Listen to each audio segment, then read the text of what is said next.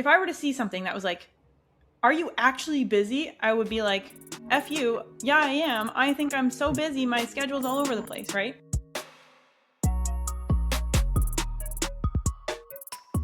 Hello, everybody, and welcome back to another episode of Truth Talks, the podcast that brings you real strategies for sustainable fitness transformation. As always, I'm Courtney, and this is my brother, Paris. And today we're going to talk about one of the biggest concepts we hear people bring up to us when they're talking about not making progress in their fitness journey. But we actually want to flip it on its head. So let's talk about what it is, and then we're going to talk about how we're going to flip it. Yeah. So it's just, being too busy or just being a busy person. And like when you ask people like maybe why they haven't been consistent, it's like, oh, I've been busy or I'm too busy or those things. And I know you guys are going to think that we're just going to be like, oh, you just got to do this and do that. And, it's not a good enough excuse. But yeah, we might do a little bit of that in this episode, but we're also going to give some other perspectives that you probably, and some other reframes that you probably haven't heard before. So definitely stick around, for some different perspectives on being busy. Yeah, when you and I were talking about how we want to approach this episode, we were like, well, if I don't know about you, but I consider myself a quote unquote busy person, and we'll talk about that in a second. But if I were to see something that was like, are you actually busy? I would be like, F you. Yeah, I am. I think I'm so busy. My schedule's all over the place, right? Somebody else's definition might be different than mine or whatever. So I was like, this is not about talking about whether you're actually busy. What we want to do today is actually talk about what being busy means and how that could actually be a useful thing for your fitness journey, which I honestly don't think anyone else is talking about that. That's true. How being busy could potentially be almost like a superpower in a way. I actually do think being busier can make achieving your fitness goals and taking action somewhat easier too. And I will align with that. Yeah. And sorry, go ahead. No. This conversation is getting busy because we're talking over each other. Yeah. But I really do. I genuinely believe that from my lived experience and from like clients' experience that I've witnessed. I genuinely believe that. Yeah. It's funny that the busiest clients actually make the best progress. Wow. Say that again. The busiest clients we have tend to make the best progress. So that might blow some people's minds and it'll be like, what? But we're going to kind of dive into why. But I truly do believe that. Yeah. So when we talk about busy clients or ourselves being busy, before we can talk about why it can be a superpower, we need to actually talk about what is it we're saying, right? When we say someone's busy, because I don't know about you, I actually hate when people tell me they're busy because that tells me nothing. Someone's like, I'm busy. Great. Who isn't? And why are you more or less busy than this other person? What does busy look like for you, right? So let's just almost throw that term out the window and say, what does it look like to actually be busy? I think when people say I'm busy, it just means they have a lot of stuff going on and they're doing a lot of things in their day or in their week. I think but nobody has ever told me, you know what, Paris, I have nothing going on in my life.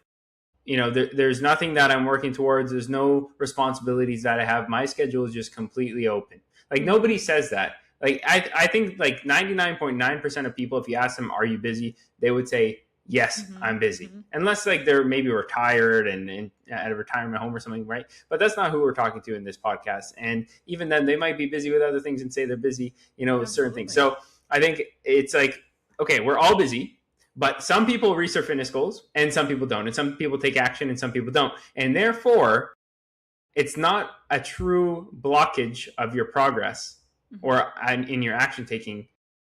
That kind of disproves that. Yeah. So busy, what you said, is having a lot going on in your life. And that can be responsibilities, right?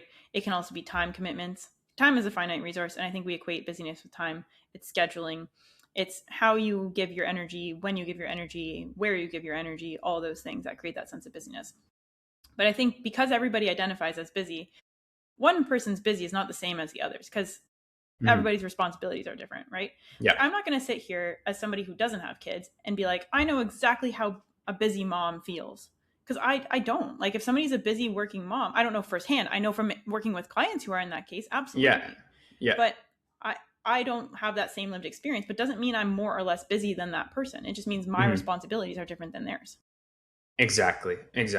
And people might be like, oh yeah, you don't know how it is to be X, Y, Z. And it's like, okay, well, first things first, you don't really know us on like a personal level, so you can't really make that judgment. And second of all, the only thing maybe is we don't have kids. That's true. However, again, through experience, work with however many clients that are parents, and they've been successful, it's like, okay, well, we do kind of understand that because we've kind of heard them and know what they go through and been able to kind of coach through that. So it's like we might not have the lived experience ourselves, but we have the awareness of what that yes, looks like. Exactly. And so that is one form of busy, right? Is like when you're juggling all these different priorities: work, family life, social life. That's a thing too, right? Well-being, personal well-being, and everybody's responsibilities look different. So let's just put it out there and saying like busy, what it comes down to is like having time commitments, energy commitments, responsibilities that you feel you're constantly juggling. I think that's how I would define it, right? And everybody's like, if we're using the juggling analogy, the color of your juggling balls and how many balls you're juggling might look different, right? Like it's going to look different from each person. There's my analogy of the day, of the week, whatever it is. But, everybody's juggling something. Yeah, for sure. So then when we think about it, it's really just how people start to juggle that makes the difference between success in their fitness journey or not. And one thing that I often think about with busy too is like, there's that perceived busyness versus the actual busyness. Like if we were to ask people, okay, like let's unpack now, like how many balls are you juggling? What color are they? How big are they? Right? And everyone has a different answer. Some of them are a little bit more concrete than others. And how I'm going to say this is like, I've probably been guilty of this too at some point. You create your own busy. Yes, for sure. Right? You try to do all these different things that sometimes like you don't need to. So I'd be like, I can juggle 3 balls easily. Let's add a 4th. Let's add a 5th just because I can. But there's no obligation to, versus somebody else, their obligation might be to juggle 5 balls. Exactly. And yeah, we put things on our plate to make us feel like we're getting more done or whatever. But at a certain point, do you care how many things you're doing in a day, or do you care if you're moving forward towards the things that matter to you? And I think that's a big distinction, because people put a lot of stuff on their plate. But sometimes even with clients, they'll say like, do you really care about this thing? Like, why are you even doing that? It's taking time when you're saying you rather do these other things. Yeah. So I think every once in a while you got to do an audit, and especially for people that are kind of higher achieving people and want to do a lot of different things, I think you can easily just try to do a bunch of stuff and make okay progress at all of them. But I think doing an audit every once in a while and saying, where's my time and energy going, and removing the fluff, I like to call it, like what is the fluff in your life that you're doing just because you either feel obligated or you feel like you have to, or you just kind of picked it up because you could, or because you can, right? And especially if you're somebody who can be good at a lot of different things, you need to see, what do I actually value? And are the things I'm pursuing and putting all my energy and time into are actually things that value? And I think a lot of times the people that do claim to be busy, they have almost a lack of prioritization of things. And I know we're going to dive into that in a second. I don't know if you want to get into that kind of stuff now. Go for it. Yeah, I think like one of the key things, I think that people that claim to be busy as a reason why they are not chasing their goals. Like you can be busy and still be getting it done, so it's not an issue. You're busy. But I think when it becomes a blockage of like why you haven't been taking action, a lot of times it just comes down to a lack of prioritization. So it's either A, getting in shape is not a priority to you, which is okay. Let's just call a spade and say that's it. That's fine. That's just your choice. That's fine if that's your choice, but don't say it's a priority and then not make it a priority. That's number one, is either it's not a priority or you haven't been prioritizing it over other things that don't value as much. Like if you really audit your schedule, there's probably a bunch of things that you're doing that aren't actually of value to you that you could remove and replace with actions towards. Yeah, like if you say, okay, let's say that the priority thing is not an issue for me. I actually consider it a priority, but then I'm spending, I'm going to use the basic example. I'm spending 2 hours a day scrolling Instagram, but I'm not, doing my workouts. Then maybe it's not that I'm too busy for my workouts. It's that I'm choosing one thing over the other. So like, is your time aligned with your ranked priorities? So if you take all your time and you lay it out and you're like, this is where I spend it on these activities, does that rank order of your time align with your priorities? And I'm not saying all your number one priority should take up all your time, because sometimes it just doesn't work that way. But does it give you some indicator of your priorities? Yes. Yeah. It's not what we say, it's what we do that shows our priority. Because a lot of people would say, oh, I care about this or this or this, but then the actions aren't in line with that. So you don't actually, like I could say, you know what, I really care about, right now being social is my number one goal. But then if you audit my behaviors, like, I really value my friendships, my relationships, but that's a specific period of time on the weekend that I usually dedicate to that. But the rest of my week, if you look at it, my priorities show that it's my partner, my work, and my training. Like if you were to actually audit it, like that's all I do pretty much during the week. So I would be like in misalignment with what I'm saying, with what I'm doing. So that's why I don't think it's what we say, it's what we do. And that's why we need to audit our behaviors to really like find out what do we actually prioritize. So it's, if you are busy, that's okay. Like that's totally fine. But if you are seeing busy as like more of a burden, that's the difference, right? Like if busy is a burden, then maybe it's just misaligned with your priorities, like where you're spending your time. But if busy is just like you're like, I'm just busy, but I'm actually okay with where my time is going, then that's also okay. And that's what we're going to move into next, like talking about, okay, when you are busy and you've done the work already of saying like, this is how I feel, this is my responsibilities, I don't see any of this changing by choice, right? Like, so maybe that is like you are a caregiver or you have kids or your work is just the hours it's going to be, right? Like those things are not things you're necessarily choosing. It's not like you can like, oh, I'm just going to spend less time at work. Like I wish, but like that's not the case for people. So when you're busy is just a state of being and a state of my time requirements by default, my baseline time looks like this. Yeah. Then it's how do we use that so that it doesn't have to be the barrier and it could actually supercharge your fitness goals. Exactly. Yeah. If you're somebody who like a lot of the quote unquote busyness is not something that is in your control. Like you did the audit, you remove the things that don't matter, and you still kind of have some responsibilities that are just going to be there. Then it comes down to a true time organizational thing. And sometimes it might mean missing out on certain things that maybe a bit of downtime or maybe some other recreational things, like for a period of time if you're really like working towards something, like it might be that trade-off, and then getting really specific with your time organization. Yeah, I was gonna say, like, I think even before you go down the time organization path, I would take one giant step forward and just saying like it's specific strategies for not just time management, but for actually like understanding your version of busy and then uniting that with your goals and being like, what is it that I need to do to bridge the gap between those two things? My current state of being as a busy person, and then your goals, and finding, I guess, the path of least resistance to bridge those things together, right? And how you do that is by understanding both those things and creating very, very specific strategies that align them together, right? But I think if you are missing, how am I defining busy? What's really my priorities? Where's my time going? And you're also missing a clear understanding of your goals, then you can't create a specific strategy. Yeah, that's very true. And I think people also overestimate how much time needs to be put in to see results. Like if you are very efficient and you're going for what are the best ROI actions in my fitness journey, it doesn't take as much time as you think. So I think people have this perspective that, oh, I need to train, 6 days a week and do cardio and cook for, 3 hours a day and all these things. So yeah, if you're a busy person, you're going to be like, well, that's not accessible to me. Like I may as well not even try. But I think if most people realize if you're doing the right things, you can get a lot out of a little. And anything above what you're doing right now is already going to lead to progress because it's, from baseline. So yeah, it's something else to realize.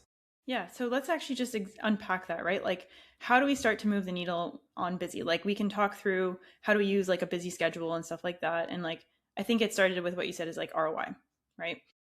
You have to identify the biggest ROI levers. Like, what is the thing that you can do that's going to have the most return on whatever investment you make on it, whether that's time or energy? I think when we talk about busy, we also go back to time, right? So I'm going to stick with the time thing, right? Yeah. But you have to know, okay, so how much time could I realistically allocate? And based on that, where do I have to prioritize? Yes. Like I have a client who, over the course of the week, we have like very specific time related strategies for her workouts. But even then, some weeks she quote unquote has more time than others based on work, based on her kids' schedule, all that stuff.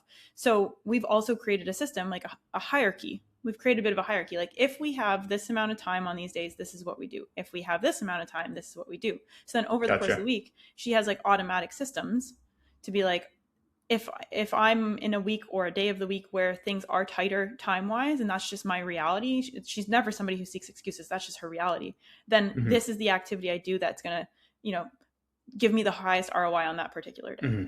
Yeah, cool. I like it. Yeah. So once you've done that work, though, of thinking through, okay, what kind of strategies can I use that are time efficient, that sort of stuff. And I know that like we're not going too in the weeds on time efficient strategies because that's not necessarily what this podcast is about. We did do one episode on how you can save time in the gym, though. So we'll make sure we link that below so you can make sure that your workouts are working for you in terms of efficiency. But I think let's move into that conversation around, okay, we've got time efficient strategies, but why can it actually be so productive when you are busy, right? Like when we're saying time efficiency and ROI, at the end of the day, we're trying to get to this outcome and see us getting those returns and getting that productivity. It's not just about what we do, but I think it's the conditions and the environment that being busy creates can actually be a major, major enabler for progress because of the mindsets, the needs, the requirements to take action when you are somebody who identifies as a busy person. Yeah, it even goes with that classic saying of like, if you want something done, you ask somebody who's busy to do it.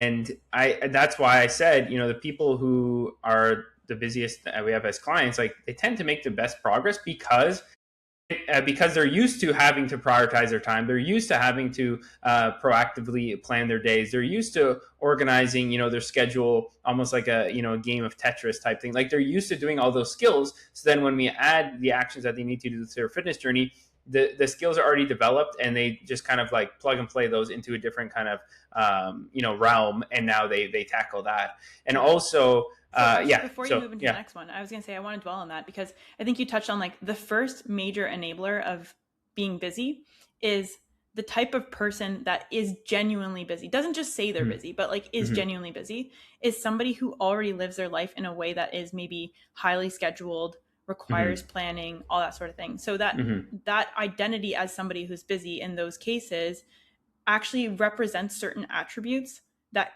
can in some ways actually be like an ideal client or an ideal fitness person, right? Because they know they have to schedule, they know they have to get things done. Like, I'm not going to lie, if somebody thinks they're busy or is like not doing the things that a busy person would do, chances are they're just not trying to do a lot of things or trying to do many things. So sometimes that busyness corresponds with a certain level of effort or commitment or, desire to do things or desire to see them play out. So that type of person inherently has all these amazing attributes that can drive them forward. Absolutely. I posted a story saying the top 2 attributes of like successful clients, and one of them was organizational abilities. And now we can see that typically people that are very busy do have strong organizational abilities. And as you're saying, like now when we just bring that same skill into the fitness journey, then we can really capitalize on it. So it's like because they're busy, it allowed them to then be successful in their fitness journey. Yeah, we've got so many clients like that. And like sometimes I have certain clients that'll be like, okay, well, this week, this is what I have going on, blah, blah, blah, blah, blah. And like literally then they're checking, there's like a series of things they're doing. And it's like, wow, that is a lot. But it's often followed by, here's how I'm going to do it. Right. Yeah. And I think that's a really, really cool thing. Is like somebody who has a lot of things in their calendar manages their calendar. Yeah. Right? Like those two things go hand in hand. If you have things in your calendar, you are managing your calendar. And all those organizational skills are a huge, huge asset when you bring that to your fitness journey. But so many people who are high achieving, like they don't actually recognize that they're doing it because it's so automatic. So they don't see it as something that they can bring over to their fitness journey because they don't see it as a unique skill. But it is. So all you high achievers out there with busy calendars, we're here to tell you, like, you have those skills. Like you totally have those skills. You just need to like import them over. Absolutely. Copy and paste, transpose, whatever you want to call it. All right. So number one thing that I think somebody who identifies as busy can bring forward to their fitness journeys for success is that identity of being a busy person and what that means for the skills and qualities that they already embody. Love it. Okay. Love it. Cool. The next one I want to say is like urgency. I think sometimes being busy creates a sense of urgency. And I'm going to use myself as an example. Okay. Yes. So when I was working my full-time job, I'm still working a full-time job. It's even more full-time. Yeah. Entrepreneurship is even more full-time. All the time. All the time. It's an all-the-time job. When I was working my corporate job, I'm not going to lie, I had a different level of urgency around each individual workout. Because my calendar was so specific, I had fewer time slots where I could get my workouts done. Okay. So I would genuinely see my workouts as like, if I don't do it at this time that I've dedicated for it, that is in my calendar, it won't happen. It's not getting done. Yeah. Exactly. Yeah. And I'm not somebody who was okay with those workouts not getting done. So having that designated time slot, like if I were to look at my calendar, be like, well, this is it. It's getting done on my way to the office. It's that or nothing. Yeah. It's that or nothing. It did two things for me. It created that huge sense of urgency, which is where I opened this conversation, but it also reduced decision fatigue. I didn't have to think about, I guess I could go at this time or I could go at this time. and then be non-committal about it. Yes. I didn't have to make the decision. It was made for me. All I had to do was follow through. Yeah, that's such a good point. And it's funny is because we have some clients that are either shift workers or they're like teachers or something where they have long periods of time off where they might have they might have some crazy days and then days where they have nothing that they have to do for work. Like they might have 4 days off or for the teachers, they have the whole summer off. And what they found is it's a lot of times is it's actually easier to stay on track when they have the schedule of work because it gives you the skeleton to build on top of. And again, as you said, it removes your decisions of when you're going to do certain things because again the skeleton of your schedule is already there.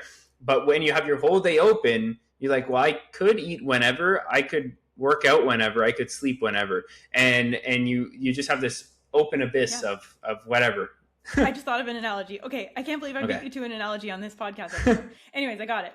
Okay, you know when you go and you're like looking for a parking spot and there's one spot, you're like, that's it, that's my spot. I'm gonna grab it before anyone else does. But if you go into a parking lot and it's open and you're like, oh my God, where am I going to park? There's too many options. And then you just drive around the parking lot trying to pick a spot. Like, that's so true. So I think that's the exact situation when you have a jam-packed schedule. It's like that one parking space or everywhere. The decision's made for you. That's where you're parking. Same thing when you look at your calendar. You got that one open space. It's happening. That's so good. The decision's already made for you. Did you like that one? Did you like my analogy? That's a good one. That's a good one. Yeah. So I think that's a huge component. And like, honestly, I lived it firsthand. I'm not going to sit here and say like, I got it all figured out. Like when I made the switch to having a calendar that I was completely in charge of, meaning like being an entrepreneur and doing this like full time, it was a really hard adjustment for my workout schedule. And I often found myself being like, oh, I haven't gone to the gym yet today. Or, oh my God, I got to go tomorrow because I skipped yesterday, or I shifted things around on myself, that sort of thing, right? Like I had to make that adjustment, and it made me super appreciative. Anyone who's working a corporate job right now is going to hate me for saying this, but it made me super appreciative of what my jam-packed meetings back-to-back schedule did for me, because it gave me that structure. Yeah, it's true. It's true, but you get good at creating your own structure, I think. You do. But if you have the structure of a workday or other priorities to like piggyback on, like even if I think about one of our clients, Mark, shout out Mark, you've been shouted out many times in this podcast. He uses certain events. Yeah, of course he does. Yeah. He uses certain events in his day that are maybe related to his kids to plan certain things. So like, for example, his meals or his steps are planned in conjunction with those things. Like it's the anchor for certain habits. Yes. Like, okay, hockey time, when I drive the kids to hockey, I am doing my steps, or this is the meal I'm going to bring. And this is how, like he uses that event as to kind of plan the rest of his day around.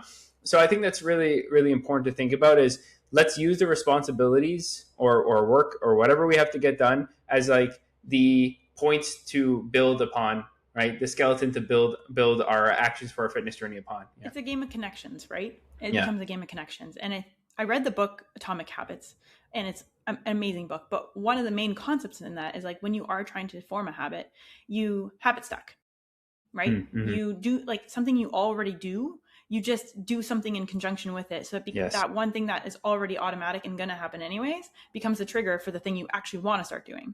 Nice. For me, like I brush my teeth every day, right? Like, I mean, most of us do. Sometimes at the end of the day when I'm brushing my teeth at nighttime and like I'm short on steps, I walk around my condo while I'm brushing my teeth. Luckily, I'm not a big dripper, so it's not that bad. That's habit stacking, right? Yeah. That's what you're saying with Mark is like, you know, when he's in the arena and like waiting for his daughter's hockey practice, he's doing his steps because it's already going to be in his day no matter what. So you might as well use that as like, okay, what am I connecting into this thing that is already non-negotiable, right? He's not going to not take his daughters to hockey practice.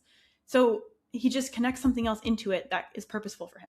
Yeah, sorry, I just had this visual. You're so right, but I had this visual. You know, in the movie where he's Forrest Gump, where he's running, and then people start running with him, and then next thing you know, it's like the whole village is running. I'm picturing that with Mark at his hockey rink. It's like one parent one day does the steps with him, and then by the end, the entire like parental facility is all just like walking back and forth around the arena. Hey, okay. I love that. I love that. That's the definition of like inspiration right there. Right? Yeah, that's hilarious. But anyways, we'll move on. Okay, so the second component. Okay, I want to put one more thing out there around how being busy can be an enabler or an accelerator in your fitness journey. Okay. Cool. Let's do it. And everybody hates on shortcuts. I'm actually a big fan of the right kind of shortcuts. Mm-hmm. Okay. So there's a huge non-exhaustive list of shortcuts that I could give a rant about me disliking. Yeah, because there's always a caveat with There's those. Always a caveat with shortcuts. So we'll say non-caveat shortcuts then. Yeah, there's so many shitty shortcuts out there that are for the wrong reasons or quick fixes that we don't agree with and all that kind of stuff. So I'm not talking about those. I just have to put that out there. I'm not talking about those. But there are some really productive shortcuts that become options to you when you seek them out. And what I mean by that is, like, for me, okay, one of my productive shortcuts might be always having canned tuna in the pantry, because it's a shortcut to protein when I don't have anything else prepped, right? Or it could be like knowing what your go-to Subway order is, because if you need to do grab and go when you're out and about, that's a shortcut. Mm-hmm. It's not a homemade meal. Maybe it's quote unquote not perfect, but if you have in your repertoire, it's a shortcut that can actually work for you, right? Right. I'm trying to think of a different word other than shortcut then. It's like... Yeah. Is there a better word? I don't know. I'll have to think about that. But I know what you mean. I definitely know what you mean. Yeah. It's like a plug and play thing that it doesn't involve any decisions or thinking, that you can use when you're kind of in a pickle, for lack of a better term, right? Yes, exactly. So, it's like the imperfect, it might seem imperfect, but it gets you exactly where you need to go. Mm-hmm, mm-hmm. If anybody's listening to this and has a better word, because I want to disassociate this concept from actual shortcuts as much as we can, which is why I gave my big disclaimer. So if you're listening to this and you're like, there's a better word for that, please drop it in the comments or DM us and let us know. But what I'm going to say is, it goes back to ROI, right? The thing that can require the least amount of effort for you, or the least amount of time in your busiest moments, that gives you that bang for your buck. So maybe it's not necessarily a shortcut, but it's more like, it's almost borderline strategies, but not low. Okay. Fruit. Maybe that's it. That could work. What were you saying? What kind of strategy? It's like borderline strategy, but it's not. Like, you could also think of other shortcuts, like, I don't know, like reducing time in the gym and stuff, like strategies that reduce time in the gym. Like that's all, like supersets, stuff like that. Like we talked about in the other podcast. Like those are, it's not shortcuts, but it's kind of strategy, anyways. Is it just a time efficient strategy? Did I just overcomplicate it? Maybe. Like a shortcut? Time efficient, lack of thinking, implementation. Mm-hmm. So let's call it this: designated busy strategies. Okay, there we go. Yeah. It's a lot longer than shortcut in more ways than one, but I think it sums up the vibe we're going for. Okay, so I think finding really productive, low-hanging fruit, designated tips, tricks, hacks, whatever it is, for time management and time efficiency. And just making your life easier. Life easier. Reduce the amount of thinking you have to do, reduce the amount of time investment up front, and also get the results you want from it. Yeah. Awesome. I guess what it comes... Okay, I'm going to try one more stab at defining this. Okay. It's something where, like, the outcome is the same, but you just find a more efficient and effective way to get there. Okay. I'll buy that. Yeah. It's like Pythagorean theorem. Okay, you can go A squared, B squared. Those are both great. Or you could take C squared, which is shorter than doing the right angle. True. And you get to the same place. I'm calling it that. Okay, we solved it live on the podcast. We are going to trademark Pythagorean theorem to your goals. Pythagorean theorem. He was Greek, wasn't he? Yeah, Pythagorean. So we're half Greek. So there we go. Of course, we're allowed to use it. So it's the Pythagorean theorem of your fitness actions. You seek those out. Okay, cool. Way better than shortcuts. I love that. That's all. We took a long way to get there, but we didn't take the C squared. We took the A squared plus the B squared. But I have two other things. So nobody else has to. So there we go. Man, I want to give kind of two last things to talk about, if you don't mind, quickly before we wrap up. The first one is, go for it. I had coffee with a previous client. I won't name names. A previous client, shout out. He might even be watching this. And we were talking about another endeavor that he's partaking in his life. That's a big goal, not related to fitness, but it requires dedication, consistency, all the same skills. And he was telling me, the way he described it was a different verbiage, but I'm going to paraphrase what he said. And he said, essentially he was saying, I didn't realize how bad my habits were before embarking on this new goal, and also how kind of unimpressive the life I was living until I started this new goal. And then I realized that I needed to really shift, my behaviors. Wow. And that was like super powerful. And I was saying, listen, the fact that you figured that out And the fact that you have the self-awareness to know that shows like a lot of personal growth. And I really commend people, that come to that realization. But the good thing is once you then figure that out, you can then change it. But only when you set a big goal and hold yourself to a certain high standard do you actually realize that. And I think a lot of the people that claim they're busy are still in the unaware stage, right? They haven't kind of bridged that gap. So yeah, powerful kind of realization that he mentioned. I was like, you know what? That's cool. I like that. I really like that. Yeah. Before we get to your second point, because I know you had two, I just want to say what that really represents to me is understanding what your definition of busy is. Like in this context of this conversation, it represents a lot of amazing other things. But if you don't set that goal and like you just say, oh, I'm busy, therefore I can't have that goal, then you never actually understand the opportunity that your busyness could provide you, because you're ruling it out before it even gets started. And imagine if that person never set that goal. They would have not had that personal growth that now extends to all these other dimensions of their life, and they can take away this new level of self-awareness. But they had to set the goal first. They didn't let any sort of like perceived barrier be the thing that stopped them from setting the goal. Exactly. Love that. Your second point? My second point, which I've said before, and this is something I really, that stuck with me the first time I heard it, is, and I'll straight up challenge people when they say I'm too busy or whatever, and even clients, because that's my job, is to ask the hard question: is this the only time in your life that you're going to be busy? And if the answer is no, which it probably is no, because we're probably going to be busy at another point, then we may as well figure it out now and figure out how to balance it now, so that next time we're busy, we are already equipped, so that it doesn't sacrifice any progress. Such a good point. And I think that's the kind of reframe, and saying, okay, if I'm really busy right now, this is great. I just had actually a live call last week with a client who was traveling and, was kind of stressed about managing all the variables. And he said, I'm really happy that I'm going through this now, because it's forcing me to now learn the skills and learn the ways of managing this. Yes. So it's like, if you are going through one of those really crazy periods of life, you can see it as a blessing, because it's forcing you to level up and say, okay, how do I still maintain momentum even when amidst the perceived chaos? Yeah, I love that. It gets easier the more you try to manage it, because you have that experience. You've done some testing and learning. You've built the skills. I love that you say, like, it's not the only time you're going to be busy, right? Your version of busy might change, but we're always going to feel a certain way about our time. We're always going to feel like we don't have enough of it, and there's all these things that demand it. So why not try to figure it out? Yeah, because if you're only going to take action when you're not busy, it means your progress is always going to be spotty. That's true. Yeah, it's always going to be an on and off journey, or you might actually never even make any progress, right? I'd rather make busy, maybe more confined progress than no progress at all. Exactly. That's just me. Exactly. Yeah. Amazing. So it's like learning how to get it done. Yeah. Exactly. Okay, cool. A skill. It is absolutely a skill to navigate a busy schedule and your fitness journey.